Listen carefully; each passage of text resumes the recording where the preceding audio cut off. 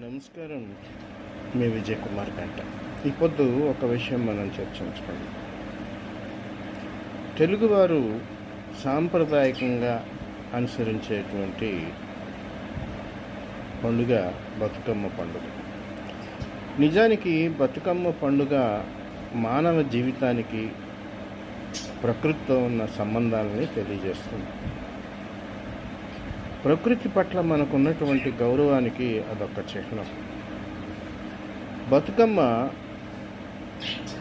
ఔషధీయ గుణాలు కలిగినటువంటి అనేక మూలికలు లేదా మొక్కలను పేర్చి తద్వారా ఏ నదీ తీరాల్లో నీటి మీద అయితే మనం ఆధారపడి అప్పట్లో ఉండేవాళ్ళం, నదీ తీరంలోనే ఆవాసాలు ఉండేవాళ్ళం, ఆ నదిని స్వచ్ఛతపరుచుకునేందుకు వచ్చినటువంటి ఒక ఆచారం. నిజానికి బతుకమ్మ ఒక ఆచారంగా, ఒక సాంస్కృతిక విధానంగా వచ్చి మన ఇంటి ఆడపడుచుల యొక్క సృజనాత్మకతకు అద్దం పట్టేదిగా ఉండేది.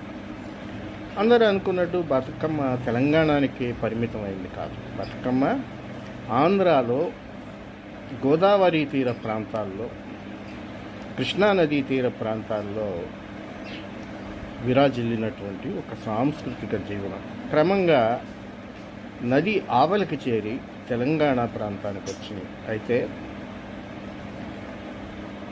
అనంతర కాలంలో సామాజిక ప్రయోజనాలను దృష్టిలో పెట్టుకొని సమాజంలో ఉన్నటువంటి అసమానతలు, సమాజంలో ఉన్నటువంటి అనేక సమస్యలను బతుకమ్మ పాటల ద్వారా వెలికి తీసే ప్రయత్నంలో బతుకమ్మ పండుగ ఒక ఉద్యమంగా మారింది.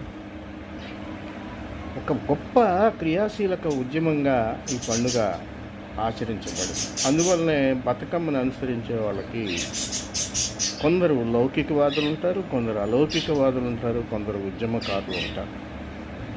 బతుకమ్మ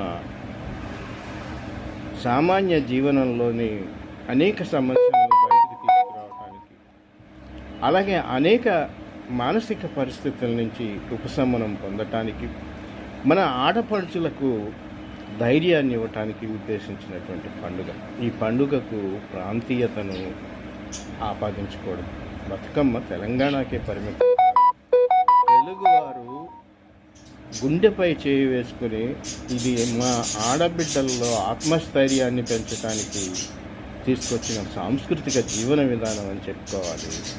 బతుకమ్మ అన్ని ప్రాంతాల పండుగ. ఆ మాటకొస్తే దేశీయ, జాతీయ